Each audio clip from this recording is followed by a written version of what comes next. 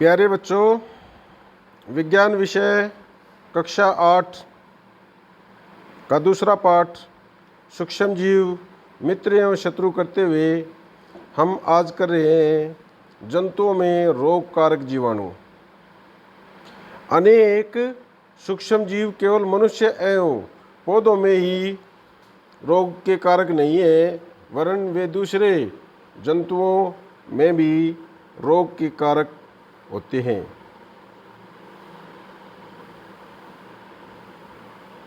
उदाहरण के लिए एंथ्रेक्स मनुष्य एवं मवेशियों में होने वाला भयानक रोग है जो जीवाणुओं द्वारा होता है। गाय में खुर एवं मुंह का रोग वायरस द्वारा होता है। इसके अलावा आज हम आगे कर रहे हैं पौधों में रोग उत्पन्न करने वाले सूक्ष्म जीव। अनेक सूक्ष्म जीव गेहूँ, चावल, आलू, गन्ना, संतरा, सेब इत्यादि पौधों में रोग के कारक हैं। रोग के कारण फसल की उपज में कमी आ जाती है। तालिका 2.2 में कुछ पादप रोग दर्शाए गए हैं। कुछ रसायनों का प्रयोग करके इन सूक्ष्म जीवों पर नियंत्रण पाया जा सकता है। आप बेटा अभी जो सूक्ष्म जीवों द्वारा उत्पन्न पौधों में रोग देख रहे हैं, जो तालिका 2.2 में दिखाई दे रहे हैं। पादप का रोग, फिर हम बात करेंगे सूक्ष्म जीव जिसके द्वारा वह फैलता है, और तत्पश्चात संक्रमण का तरीका। तो नींबू कैंकर जो रोग है पादपों में होता है, नींबू में ही होता है। ये जीवाणु द्वारा उत्पन्न होता है और संचरण का तरीका है वायु। इसी प्रकार से गेहूं की rust, black rust of wheat, कवक द्वारा उत्पन्न होती है और फैलने का तरीका है वायु एवं बीज। तीसरा भिंडी का जो रोग है, भिंडी की पित्त, ये वायरस द्वारा उत्पन्न होने वाला रोग है और इसका संचरण का तरीका है कीट। तो ये हमने बात करी कि भाई जो रोग पादपों में हम देखते हैं उनके बारे में। अगला जो टॉपिक हम लेने जा रहे हैं इस वीडियो में वो है खाद्य विषाक्तन, फूड पॉइजनिंग। बूझो के एक मित्र ने उसे एक पार्टी में आमंत्रित किया।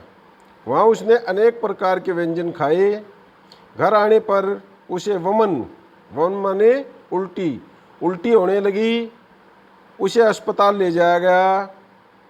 डॉक्टर ने बताया कि यह खाद्य विषाक्तन के कारण होने वाली स्थिति है। सूक्ष्म जीवों द्वारा प्रदूषित भोजन करने से खाद्य विषाक्तन हो सकता है। हमारे भोजन में उत्पन्न होने वाले सूक्ष्म जीव कभी कभी विषैले पदार्थ उत्पन्न करते हैं। यह भोजन को विषाक्त बना देते हैं, जिसके सेवन से व्यक्ति भयंकर रूप से रोगी हो सकता है अथवा कभी कभी उसकी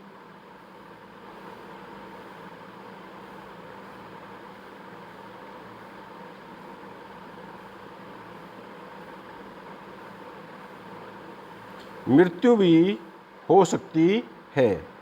अतः यह आवश्यक है कि हम भोजन को प्रदूषित होने से बचाएं। तो ये था भाई कि किस प्रकार से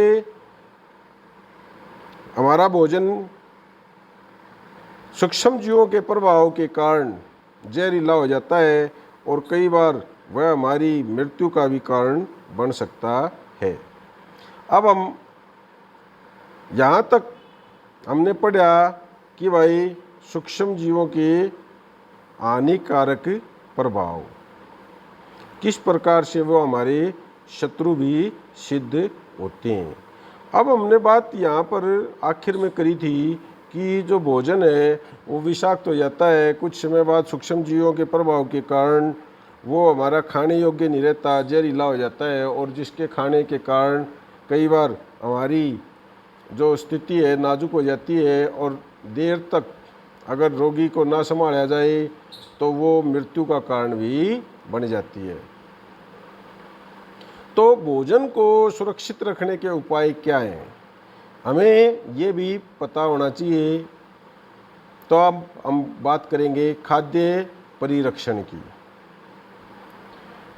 लेकिन इस वीडियो में केवल इतना ही। अगले वीडियो में बात करेंगे खाद्य परिरक्षण। वीडियो आपको ये अच्छा लगा है तो इसको प्लीज़ लाइक, शेयर और सब्सक्राइब करें, अन्य दोस्तों तक पहुंचाएं। धन्यवाद।